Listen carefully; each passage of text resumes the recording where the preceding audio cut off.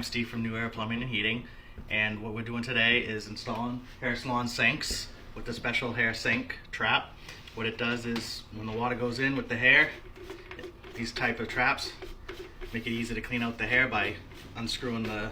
compartment, and all the hair gets caught in the screen so it doesn't actually get back into the sewer and clog it up.